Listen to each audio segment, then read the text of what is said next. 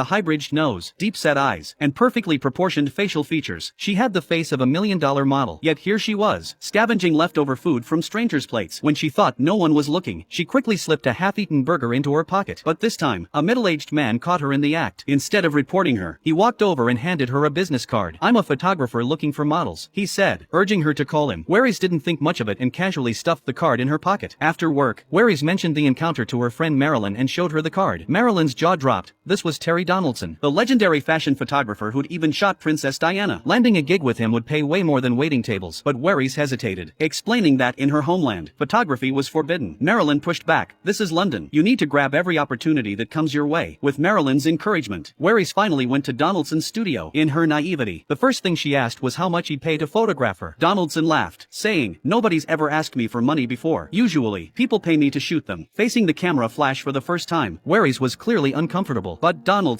despite his status as a photography giant, showed unusual patience. He chatted with her, helping her relax, and eventually captured several stunning fashion shots. Sometimes having a beautiful face opens doors to life-changing opportunities, and Waris was one of the lucky ones. Through Donaldson's recommendation, she landed at a modeling agency. The female manager wasn't impressed with the inexperienced Waris, criticizing her wide hips, scarred feet, and inability to walk in heels. Still, out of respect for Donaldson, she gave Waris a chance. At the audition, Waris was left sitting on the sidelines while all the other models finished their shoots. Just when she thought she'd been forgotten, someone finally called her in. Her poses were stiff and unnatural. She didn't even know what to do with her hands, awkwardly clasping them behind her back. Thinking she'd blown it, she started to slink away when the photographer stopped her. "You're the model Donaldson recommended?" When she confirmed, something shifted. Suddenly, Waris found her confidence. She realized Donaldson hadn't chosen her by accident. And she was right. Every outfit she wore came alive with a unique vibrancy and texture that made her stand out among the sea of white models. Waris seized this life-changing opportunity and threw herself into improvement. When criticized for her hips, she worked out and dieted. When she couldn't walk in heels, she practiced with Marilyn in their hallway. Her dedication paid off with international gigs. The timid girl who once dug through trash was gone, replaced by someone who walked with her head held high. Waris became a sensation, gracing magazine covers and ruling the runway as fashion's brightest star. Her rags to riches story captured media attention worldwide. Everyone assumed the day Donaldson discovered her was the turning point of her life. But in an interview, Waris revealed something else. "The day I was circumcised was the real turning point." Then she shared a story that shocked the world.